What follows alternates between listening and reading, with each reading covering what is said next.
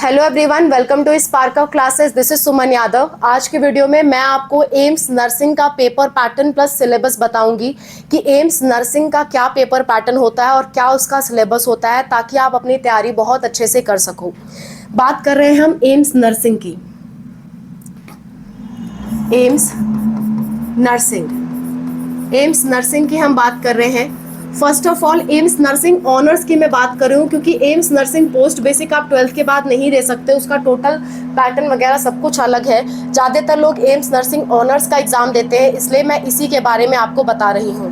देखिए, AIIMS nursing honours की अगर मैं बात करूँ, एम्स नर्सिंग ऑनर्स केवल और केवल लड़कियां दे सकती हैं, लड़के नहीं दे सकते हैं। ओनली फॉर गर्ल्स होता है ये, ओनली गर्ल्स इसे दे सकती हैं, ओनली फॉर गर्ल्स होता है। और AIIMS BSc nursing post basic जो है वो बॉयज़ के लिए होता है, लेकिन उसके लिए एलिजिबिलिटी ये होती है कि आप पहले से जीएनएम किए हो 12th के बाद, तभी आप जा सकते हो। इसलिए मैं सिर्फ नर्सिंग ऑनर्स का बता रही हूँ, जो 12 पास वाले बच्चे दे सकते हैं, या फिर 12 में पढ़ रहे हो तो भी आप दे सकते हो। इस साल आपका 12 फाइनल होगा तो दे सकते हो। इसका फॉर्म आपका आउट है, इसलिए अलर्ट रहिए। फॉर्म का जो नाम है वो है एम्स पार नाम से फॉर्म आउट है। अगर आप फॉर्म हमसे भरवाना चाहते हो तो ये हमारा फ़ोन नंबर है 6393798060। इस पे आप व्हाट्सएप पे मैसेज करिए, हम आपको क्यूआर कोड भेजेंगे। फॉर्म का फ़ी पेमेंट करके आप हमसे फॉर्म भरवा सकते हो। ओके, इसका हम पेपर पैटर्न की बात कर रहे हैं कि इसका पेपर पैटर्न क्या होगा, कैसे क्वेश्चंस इसमें आते हैं।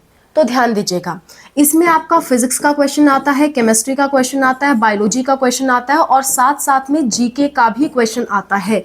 ये ध्यान देने वाली बात है।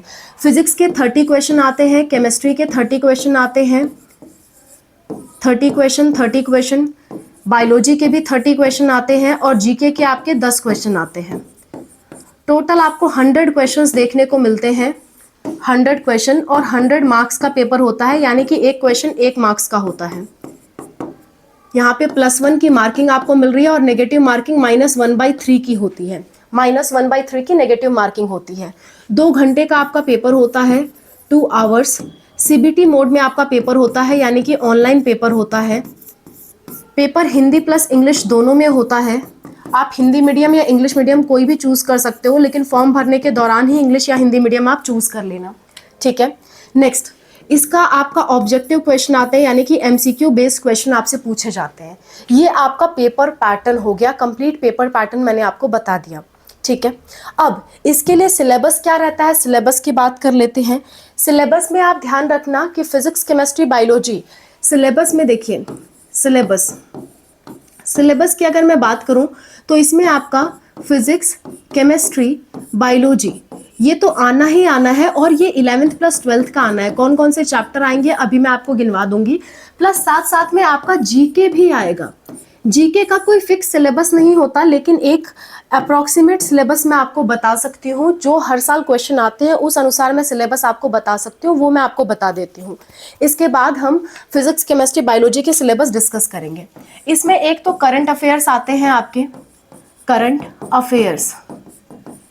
अफेयर्स आप जितना ज़्यादा सॉल्व कर सको करो। 6 से 12 महीने तक के करंट अफेयर्स, 6 से 12 महीने पहले तक के करंट अफेयर्स आपको तैयार करने हैं, ठीक है। National level, international levels, important appointments जो हुई हैं, अवार्ड्स जो मिले हैं, स्पोर्ट्स का कोई इवेंट हुआ है, ओलंपिक हुआ है, या गवर्नमेंट की कोई स्कीम आई है, तो वो आपको याद करनी है। नेक्स्ट, स्टैटिक जीके आपको तैयार करना है।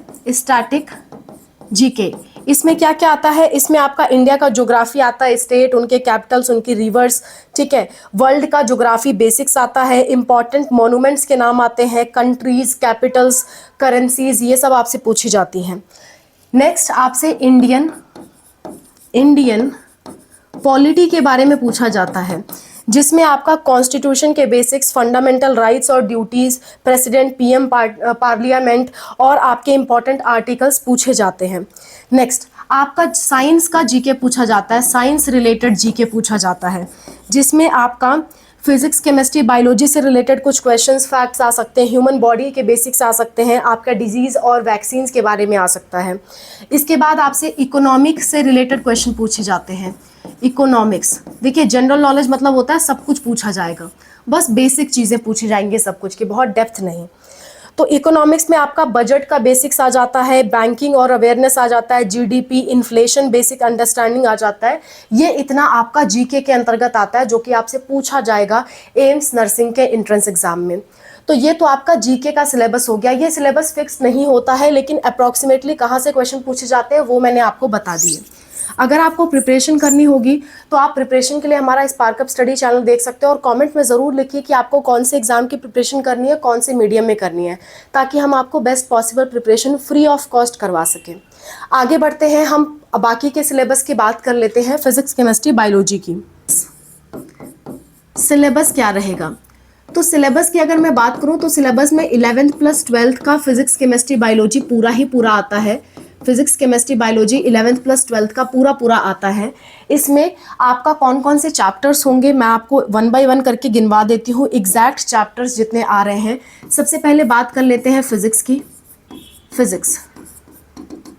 फिजिक्स की अगर मैं बात करूँ, सब कुछ न्यू एनसीईआरटी के अकॉर्डिंग आना है।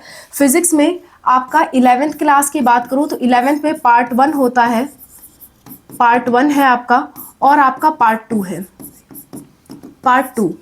तो पार्ट 1 में टोटल आपके 14, पार्ट 1 और पार्ट 2 मिला के टोटल आपके 14 चैप्टर्स है। पार्ट 1 में आपके 8 चैप्टर हैं, 8 चैप्टर हैं, और पार्ट 2 में आपके टोटल 6 चैप्टर्स हैं, 6 चैप्टर्स। यानी कि अगर टोटल चैप्टर्स की बात करें क्लास 11th में तो वो है आपके 14 चैप्टर्स। सॉरी, क्लास 12th की हम बात कर रहे हैं पहले, सॉरी क्लास 12th में टोटल आपके 14 चैप्टर्स हैं, 14 चैप्टर्स हैं। ठीक है, कौन कौन से वो 14 चैप्टर्स हैं नाम गिनवा देती हूँ ताकि आपको कंफ्यूजन ना हो। सबसे पहला चैप्टर पार्ट 1 में है आपका electric charges and fields, electric charges and field. दूसरा है आपका electrostatic potential and capacitance, electrostatic potential and capacitance. ये सारे चैप्टर्स आप नोट डाउन करके रख लीजिए, आपके काफ़ी काम आएंगे प्रिपरेशन के दौरान। जस्ट अ मिनट, मैं इसको थोड़ा सा इस तरफ कर लेती हूँ ताकि सारी चीज़ें अट जाए। नेक्स्ट, इसके बाद है आपका current electricity, current electricity. Next chapter है आपका moving charges and magnetism, moving charges and magnetism. इसके बाद नेक्स्ट है आपका magnetism and matter,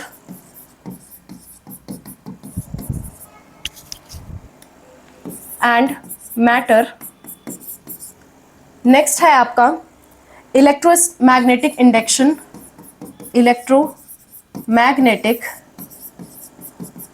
induction. Next है आपका अल्टरनेटिंग करंट, जिसे आप एसी नाम से जानते हो, और लास्ट चैप्टर इसमें है आपका इलेक्ट्रोमैग्नेटिक वेव्स। ये आपके 8 चैप्टर है पार्ट 1 ऑफ क्लास 12th में। इसके बाद अगर हम बात करें कि पार्ट 2 में कौन कौन से 6 चैप्टर्स हैं उसकी बात कर लेते हैं, तो वो है आपका ray optics and optical instrument है इसमें। नेक्स्ट है आपका वेव ऑप्टिक्स। उसके बाद है dual nature of radiation and matter, nature of radiation and matter. इसके बाद है आपका एटम्स। नेक्स्ट चैप्टर है आपका न्यूक्लियाई, और इसमें लास्ट चैप्टर है सेमीकंडक्टर्स।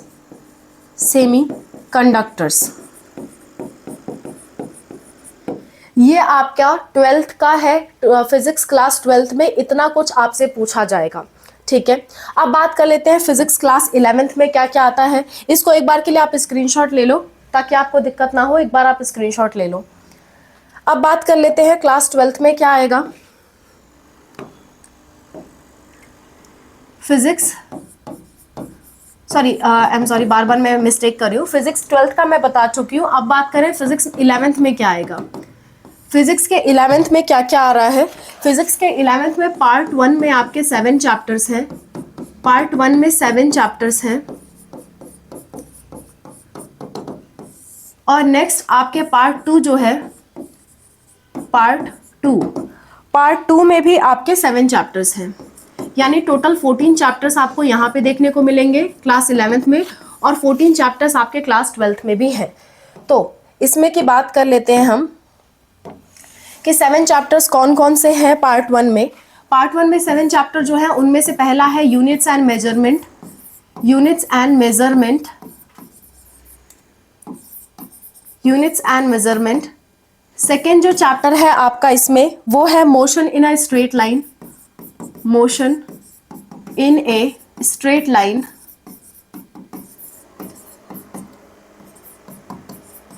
नेक्स्ट जो थर्ड है आपका वो है motion in a plane. Motion in a plane. मेरे साथ साथ आप नोट करते चलिए ताकि आपको ध्यान भी रहे कि कौन कौन से चैप्टर्स आ रहे हैं। इसके बाद है laws of motion. Laws of motion. Next जो है वो है आपका वर्क पावर एनर्जी। इसके बाद है आपका system of particles and rotational motion. Rotational motion. और लास्ट है इसमें आपका ग्रेविटेशन। ग्रेविटेशन। ये 7 चैप्टर आपके पार्ट 1 में है of class 11th। Next 7 chapters जो आपके पार्ट 2 में आते हैं वो मैं आपको गिनवा देती हूँ। Mechanical properties of solids. Mechanical properties of solids. इसके बाद है मैकेनिकल प्रॉपर्टीज ऑफ फ्लूइड्स। इसके बाद है आपका thermal properties of matter. Thermal properties of matter. इसके बाद है आपका थर्मोडायनेमिक्स। थर्मोडायनेमिक्स। नेक्स्ट है आपका काइनेटिक थ्योरी। Kinetic theory. इसके बाद है आपका ऑसिलेशंस। नेक्स्ट है आपका वेव्स। ये कंप्लीट सिलेबस है आपके फिजिक्स का। फिजिक्स में इतने चैप्टर्स आ रहे हैं आपके, आप इन चैप्टर्स को जरूर तैयार कर लें। नेक्स्ट अब हम बात कर लेते हैं केमिस्ट्री में क्या क्या आ रहा है। केमिस्ट्री। केमिस्ट्री केमिस्ट्री में भी आपका क्लास 12th है और क्लास 11th है। क्लास 12th की बात कर लेते हैं हम। क्लास 12th में आपका पार्ट 1 है और नेक्स्ट आपका पार्ट 2 है। पार्ट 2 दो पार्ट में आपके एनसीईआरटी की बुक्स है, वो एनसीईआरटी की बुक्स के अकॉर्डिंग ही मैं बता रही हूँ ताकि आपको कंफ्यूजन ना हो। देखिए पार्ट 1 में आपके 5 चैप्टर्स हैं, 5 चैप्टर्स, और पार्ट 2 में भी आपके 5 चैप्टर्स हैं, 5 चैप्टर्स। पार्ट 1 और पार्ट 2 दोनों में आपके 5 चैप्टर्स हैं। अगर मैं पार्ट 1 की बात करूं तो पार्ट 1 में क्या क्या आ रहा है। पार्ट 1 में आ रहा है आपका सॉल्यूशंस। सॉल्यूशंस। नेक्स्ट आ रहा है आपका इलेक्ट्रोकेमिस्ट्री। इलेक्ट्रोकेमिस्ट्री। इसके बाद आ रहा है आपका केमिकल काइनेटिक्स। काइनेटिक्स। इसके बाद आ रहा है आपका BNF block. And next and last आपका आ रहा है कोऑर्डिनेशन कंपाउंड। Coordination compounds. ये आपका पार्ट 1 का सिलेबस है ऑफ क्लास 12th। अगर पार्ट 2 की बात करूं तो पार्ट 2 में आपका आ रहा है haloalkanes and haloarenes. Haloalkanes and haloarenes. इसके बाद alcohol, phenol and ether. Alcohol, phenol and ethers. Next आ रहा है आपका aldehyde, ketone and carboxylic acids, aldehydes, ketones and carboxylic acids, ठीक है। चौथा जो आ रहा है वो है आपका amines and last is biomolecules, last है आपका बायोमोलिक्यूल्स। सो ये 10 चैप्टर आपके क्लास 12th केमिस्ट्री से आ रहे हैं, ठीक है। नेक्स्ट इसका स्क्रीनशॉट ले लीजिए आप। इसके बाद है chemistry class 12th, sorry class 11th, chemistry class 11th का सिलेबस, क्योंकि 11th प्लस 12 दोनों का ही आ रहा है तो दोनों मुझे बताना ही पड़ेगा अलग अलग। पार्ट 1 की बात करेंगे, पार्ट 2 की भी बात करेंगे। 2 पार्ट में आपकी एनसीईआरटी है, 11th की भी और 12th की भी, दो पार्ट में है। तो इसमें आपके 11th में पार्ट 1 में आपके 6 चैप्टर्स हैं, 6 चैप्टर्स। वो 6 चैप्टर्स कौन कौन से हैं अभी बात करूंगी। और इसमें आपके 3 चैप्टर्स हैं, 3 ही चैप्टर है मात्र, 3 चैप्टर्स। तो 6 चैप्टर्स की बात कर लेते हैं। इसमें सबसे पहले है आपका some basic concepts of chemistry, some basic concepts of chemistry, concepts of chemistry. इसके बाद जो दूसरा चैप्टर है वो है आपका structure of atom, structure of atom. Next है आपका तीसरा classification of elements, classification of elements.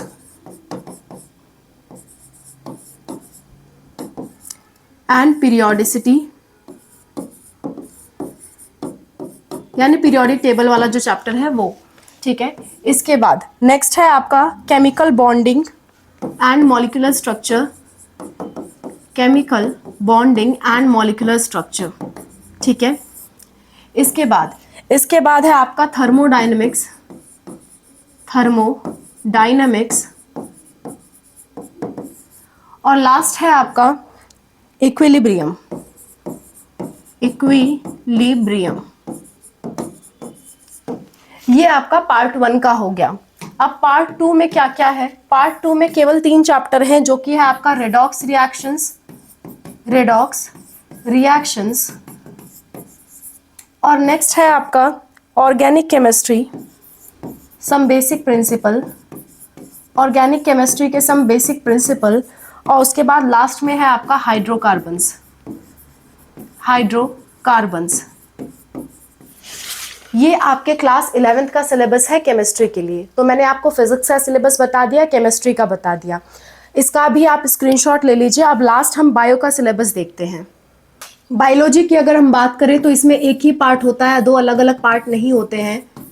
Biology में क्लास 11th में एक ही पार्ट है और क्लास 12th में भी एक ही पार्ट है। 11th में टोटल आपके 16 चैप्टर है और क्लास 12th में आपके टोटल 13 चैप्टर है। तो पहले क्लास 11th का बता देती हूँ, 16 के 16 चैप्टर्स जो कि आपके अवेलेबल हैं। 1 बाय 1 काउंट कर लेते हैं हम। पहला चैप्टर है आपका लिविंग वर्ल्ड, लिविंग वर्ल्ड। दूसरा चैप्टर है आपका biological classification, biological classification, classification. तीसरा चैप्टर है आपका प्लांट किंगडम। चौथा चैप्टर है आपका एनिमल किंगडम, एनिमल किंगडम। इन सब की 1 शॉट वीडियो मैंने पढ़ा रखी है। अगर आप तैयारी करना चाहते हो तो ज़रूर तैयारी कर सकते हो। हमारा स्पार्कअप स्टडी चैनल है, फ्री ऑफ कॉस्ट प्रिपरेशन आप कर सकते हो। नेक्स्ट आपका morphology, morphology of plants, flowering plants है एक्चुअली।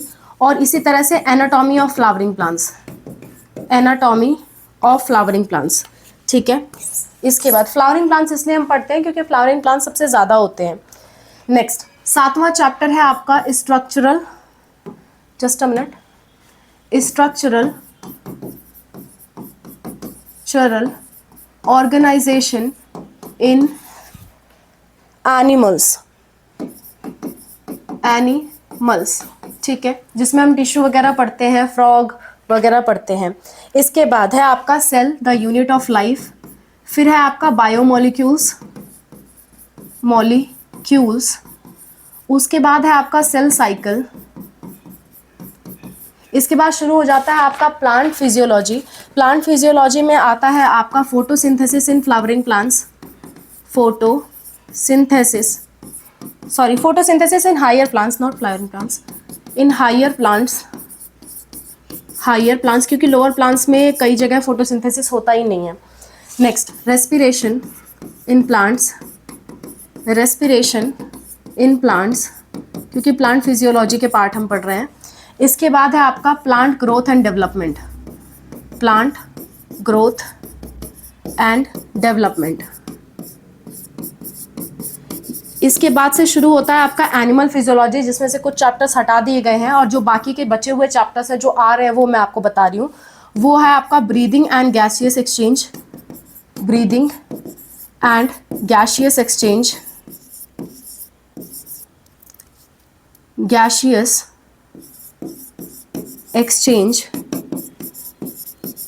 इसके बाद है आपका body fluids and circulation.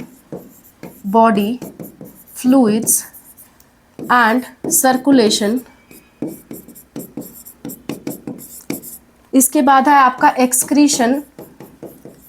Excretion. फिर है आपका लोकोमोशन एंड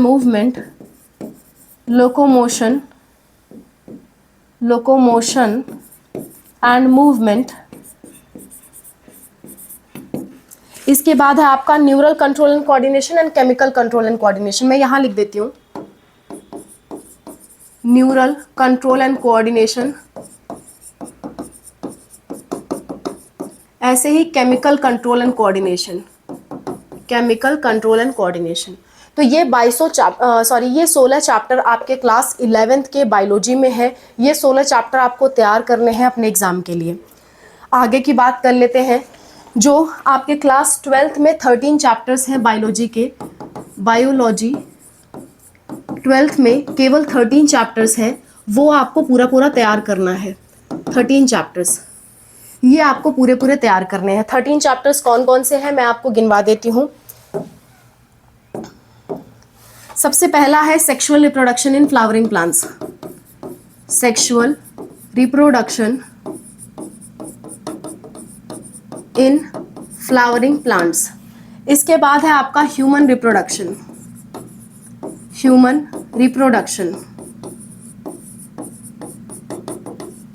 नेक्स्ट है आपका रिप्रोडक्टिव हेल्थ।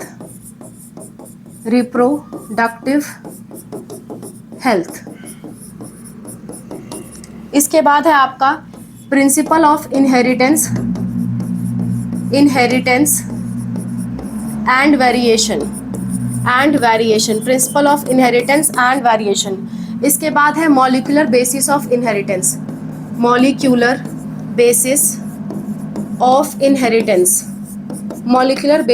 इनहेरिटेंस। इसके बाद नेक्स्ट चैप्टर यानी कि जो 7th चैप्टर है वो है आपका इवोल्यूशन। इसके बाद है आपका हेल्थ एंड डिजीज।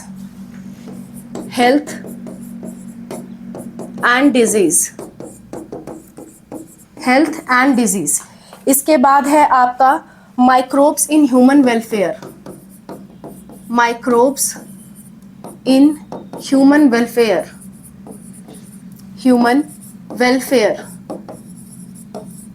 इसके बाद नेक्स्ट है आपका बायोटेक्नोलॉजी प्रिंसिपल एंड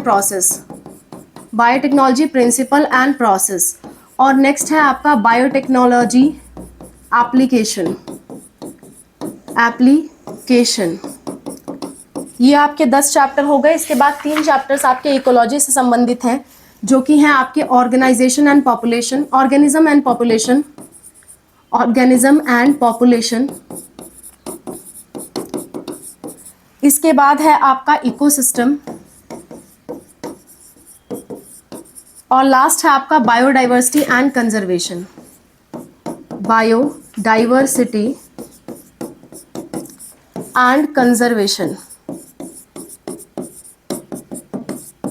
तो ये 13 चैप्टर आपके बायोलॉजी क्लास 12th में है जिसे आपको तैयार करके जाना है।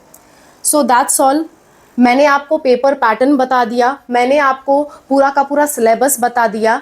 आप अच्छे से अपनी तैयारी करिए, पेपर पैटर्न समझ लीजिए, सिलेबस तैयार कर लीजिए। अगर आपको हमसे तैयारी करनी है तो आप एग्ज़ाम का नेम, जिस एग्ज़ाम की आप तैयारी करना चाहते हैं, जिस मीडियम में आप तैयारी करना चाहते हैं, हिंदी मीडियम या इंग्लिश मीडियम, वो चीज़ कमेंट में लिख के भेजिए। जैसे हमारे ये स्पार्कअप क्लासेस चैनल है, वैसे ही दूसरा चैनल है स्पार्कअप स्टडी, फ्री ऑफ कॉस्ट इस पे आपको प्रिपरेशन कराई जाएगी, ठीक है। और अगर आपको हमसे कोई फॉर्म भरवाना है या हमसे काउंसलिंग करवानी है तो उसके लिए ये नंबर हमारा सेव रखिए, 6393798060। ये हमारा व्हाट्सअप नंबर है, इस पे व्हाट्सअप पे मैसेज करिए। फॉर्म भरवाना है तो लिखिए कि कौन सा आपको फॉर्म भरवाना है, हम आपको QR कोड भेजेंगे, अकॉर्डिंगली पेमेंट करके आप फॉर्म भरवा सकते हैं। काउंसलिंग करवाना है तो भी इसी नंबर पे आप व्हाट्सएप पे मैसेज करिए कि आपको ये वाली काउंसलिंग करवानी है, उसके चार्जेस बता के हम आपकी काउंसलिंग भी कर देंगे। So that's all about the video. I hope this video is helpful for you. Thank you so much for watching. Wish you all the best for whatever you are going to do. Bye, take care.